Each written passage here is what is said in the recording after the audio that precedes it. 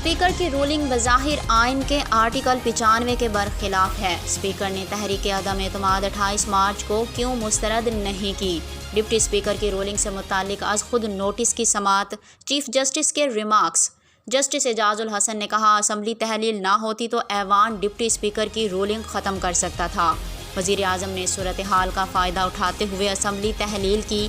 Chief justice نے کہا، قانون یہی ہے کہ پارلیمانی کارروائی کے استحقاق کا فیصلہ عدالت کرے گی۔ عدالت جائزہ لے کہ کارروائی کو کس حد تک استحقاق حاصل ہے۔ ہم نے آئین شکنی نہیں کی، آئینی حلف لیا ہے۔ آرٹیکل انتر کی روح ہے کہ پارلیمنٹ کے معاملات پارلیمنٹ میں رہنے چاہیے۔ پی ٹی آئی رہنما شاہ محمود قریشی کہتے ہیں کہ مشترکہ اپوزیشن کہہ رہی ہے ڈپٹی اسپیکر نے آئین شکنی کی۔ تحریک انصاف کا موقف ہے کہ اسپیکر کے پاس رولنگ کا اختیار ہے، اسپیکر کی رولنگ فائنل ہوتی ہے۔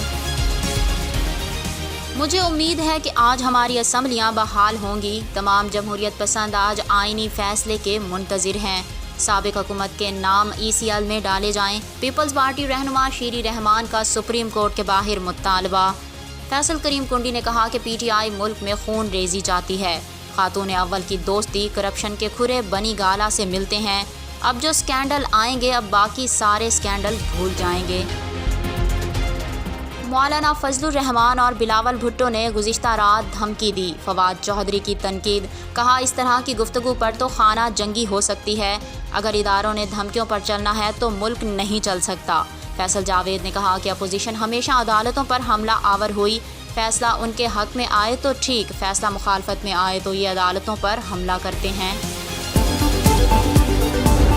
تحریک عدم اعتماد کو آئین شکنی کے ذریعے سے مسترد کرنا اور رائے شماری نہ ہونے دینا آئین، جمہوریت اور پارلیمنٹ پر بدترین حملہ قرار دیا جاتا ہے۔